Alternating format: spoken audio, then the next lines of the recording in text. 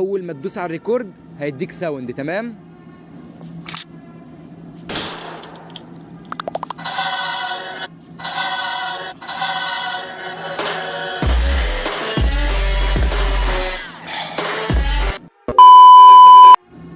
هتخش اي شات وتكتب عامل ايه كالعاده، اتبعتت عادي. تمام؟ مفيش اي مشكله.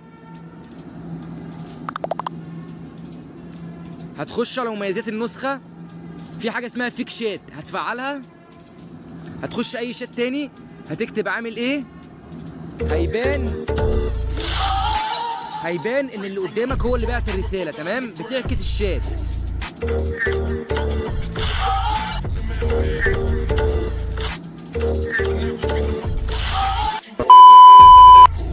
هنخش في اي روم هتلاقي ان انت مش ادمن والروم مقفول. تمام؟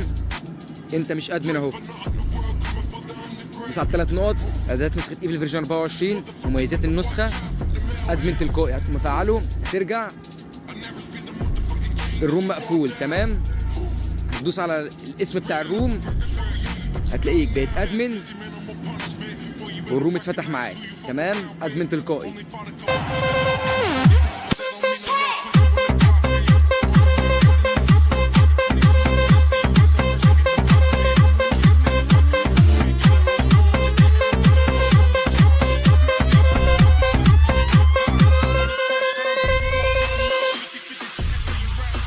Ты совсем меня не слышишь, это делаешь ты зря. Ну подойди ко мне поближе, я хочу тебя, что происходит со мной. Ты не хочешь замечать, ты мой кумир, мой герой. Ты совсем меня не слышишь, это делаешь ты зря. Ну подойди ко мне поближе, я хочу тебя, что происходит со мной. Ты не хочешь замечать, ты мой кумир, мой герой.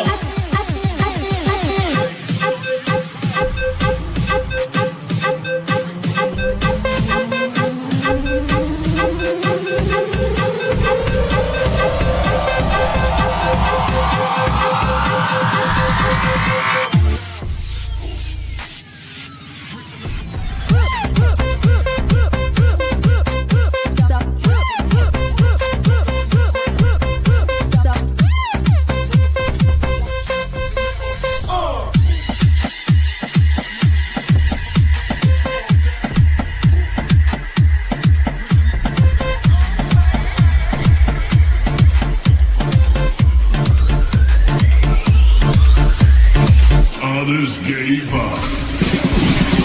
Party people, prepare yourselves. ازيكم يا اخواتي، عاملين ايه؟ جايب لكم النهارده نسخه ايفل فيرجن 24 جامايكا. انزل بالواجهات.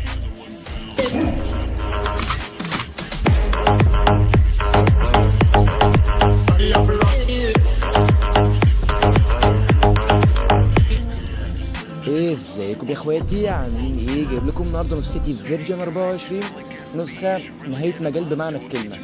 تمام؟ يلا بينا نخش في الشرح على طول. النسخه هتفتح معاك بالشكل اللي انت شايفه ده.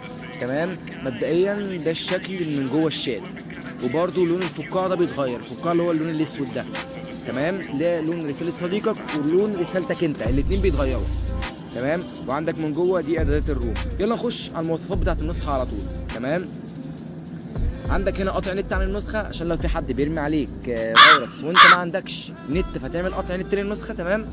وعندك هنا المؤرشفات، لو دوست على الثلاث نقط عندك هنا اعدادات نسخه ايفل فيرجن 24 هتدوس عليها. لو دوست عليها هيدخلك على لينك قناتي. تمام؟ تمام؟ ودي خصوصيه نسخه ايفل. خصوصيه النسخه عندك هنا اخفاء اعاده التوجيه واخفاء القراءه والكتابه وعدم مسح رساله صديقك وتعطيل الرسائل المحذوفه ورؤيه الصوره اكثر من مره. اللي مش فاهم يعني ايه رؤيه الصوره اكثر من مره، ساعات لما حد بيبعت لك صوره انت لما بتيجي تشوفها بتشوفها مره واحده. تمام؟ وما بتعرفش تشوفها تاني، لا انت تفعل ده كده وهتشوفها اكتر من مره. تمام؟ نخش على اللي بعده، خصوصيه الستوري، اخفاء مشاهده الستوري، انك لما تشوف الستوري بتاع حد ما يبانش عنده انك شفتها. تمام؟ وعدم مسح الستوري، لما حد يمسح الستوري مش هتتمسح من عندك لمده يوم. خصوصيه الشتات عندك اخفاء التذكرتين الزرقاء، اخفاء التذكرتين اللي بعد الرد اللي هم الزرقاء برضو بس بعد الرد، دي من غير الرد. واخفاء التذكره الثانيه برضو اللي هي تظهر علامه صفحه واحده، واخفاء سماع ريكورد. لما تسمع ريكورد بتاع حد هيبان انك ما سمعتوش، تمام، مش هيبان اللون الازرق. وهنا خاصيه الرومات، هنا برضو في الرومات اخفاء التذكرتين الزرقاء، اخفاء التذكره الثانيه، واخفاء سماع ريكورد، ده في الرومات. وهنا برضو خاصيه البي سي نفس الكلام، اخفاء التذكرتين الزرقاء، اخفاء التذكره الثانيه، اخفاء سماع ريكورد. ده في الشتات، وده في الرومات، وده في البي سي. وده راستر الاعدادات لو عايز النسخه ترجع كما كانت اكنك لسه منزلها، تمام، عشان لو انت اتلخبطت في حاجه من دول. نخش على اللي بعده، نسخ احتياطي واستعاده.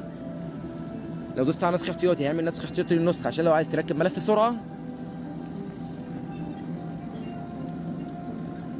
خلصنا كده النسخ الاحتياطي والاستعاده. هنخش على تنظيف الملفات.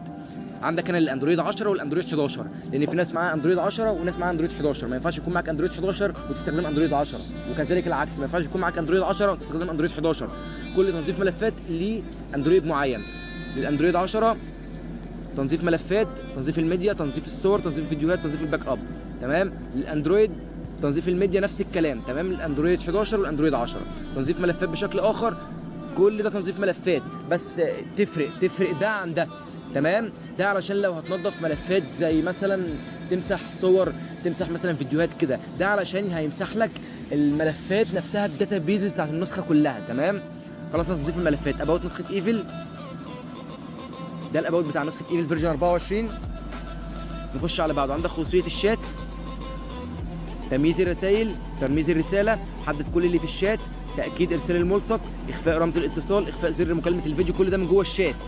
اخفاء رمز الاتصال، اخفاء زر مكالمه الفيديو، منشن خفي. منشن الخفي ده لما مثلا لو انت فعلته، تمام، وجيت تبعت اي حاجه في اي روم، هيبان للروم كله انك عملت له منشن، بس منشن خفي من غير ما تعمل منشن ورقمه، لا، ده منشن لكل اعضاء الجروب اسمه منشن مخفي، تمام.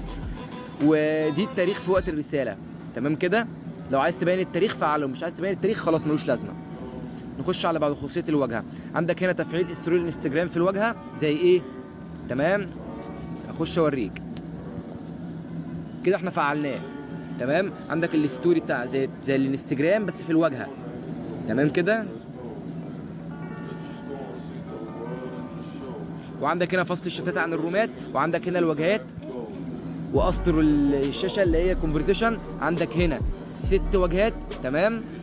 وعندك هنا تغيير لون الرساله المحذوفه، واخفاء الاشعار، اخفاء رقم عداد الرساله، زياده عدد الستوري لو انت عايز تزود الستوري، وهنا اخفاء رمز وضع الدي ان دي في الراس، تمام، مالكش دعوه بيها عشان مش تفهم. اخفاء رمز البحث في الراس برضه مالكش دعوه بيها.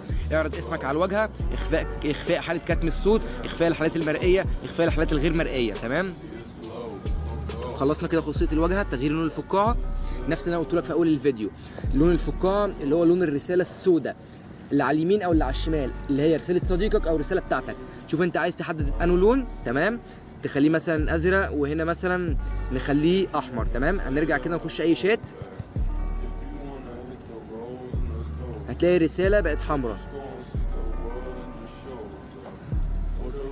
هتلاقي رسالتك بقت زرقاء ودي بقت حمراء. ده لتغيير الفقاعه، تمام.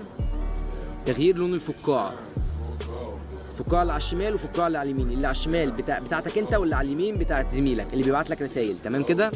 مميزات النسخه، نخش في الجمدان. عندك هنا ادمن تلقائي وريته لك في اول فيديو، وعندك هنا فيك شات وريته لك في اول فيديو، ونص قابل للتحديد، تمام. وعندك ارهاء واهميه الستوري، زي برضو لعدد الستوري، وتغيير مده الريكورد لو انت عايز تخليه مثلا بالثواني، لو عايز تخليه زي كده اللي هو 4 يعني ايه، يعني ايه 4 4 دي، تمام، اللي هي دي كده. تعالى اوريك ازاي. اللي هو تبعت ريكورد هيبان عنده المده بتاعت الصوت بتاعت الريكورد زي ما انت شايف كده 4، تمام، اللي هو مفيش ثواني.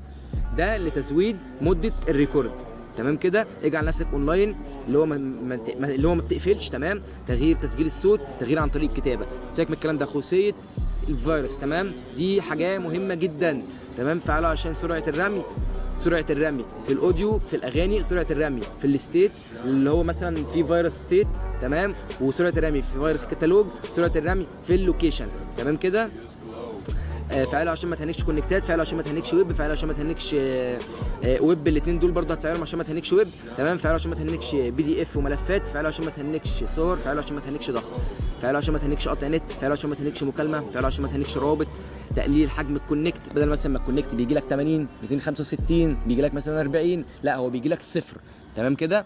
تجاوز قفل الاتصال دي برده عشان ما تهنكش الكتالوج. قفل القائمه، تفعيل تذكر الشات، تمام. وفي تذكره برده من جوه الشات هوريهولك كمان شويه. احنا كده خلصنا الكلام ده كله. لينك قناه ايفل هتدوس على دي او دي او دي او دي او دي او دي، كل ده هيدخلك على لينك قناتي، تمام. لو دوست على دي مثلا هيدخلك على لينك القناه برده، دي قناتي، تمام. فعل زر الجرس، دي اهم حاجه عشان يوصلك اشعار بكل جديد، وبرده اشترك في القناه، تمام كده. نخش على باقي مميزات النسخه. عندك هنا راستر نسخه ايفل زي ما قلت لك، دي اللي الواجهه اللي هتفتح بيها، تمام. وعندك هنا مسج رقم مش متسجل. هتخش ازاي لرقم انت مش مسجله؟ هتكتب +2، دي اول حاجه، تمام. بعد كده تكتب الرقم اللي انت عايز تكلمه، بس كده، تمام. وتقوم دايس كلم، بعد كده هيتكلموا عادي، تمام كده. وعندك هنا الاعدادات، تمام. دي الاعدادات العاديه عادي جدا، تمام. وعندك هنا لغه التطبيق، ممكن تفعله انجليزي عشان اسمي يظهر تحت خالص، بدل مثلا الكلمه اللي انت السطر اللي انت بتكتب فيه في كلمه جواه اسمها مراسله، لا، اللي انت لو فعلت الانجليش هتخلي النسخه من تحت فيها ايفل فيرجن 24، تمام كده. لو انت خليت النسخه بالعربي هيبان لك مراسله. ازاي؟ هوريك دلوقتي، تمام. هيبان لك مراسله زي كده، مش هيبان اسمي. المهم النسخه ما بتهنكش من اي حاجه ولا بتهنج اي كونكتات، زي ما انت شايف بتجري، زي ما انت شايف ما بتهنكش من اي حاجه، تمام. وعندك دي شكل الواجهه، وعندك برضو ستوري الانستجرام في الواجهه، تمام. ودي تكون نسختي فيرجن 24، نسخه نهايه مجال بمعنى الكلمه، الكل اللي كان منتظرها، مفاجاه العيد. بس كده احلى خد في الدنيا. يا رب يكون الفيديو عجبكم، يلا سلام.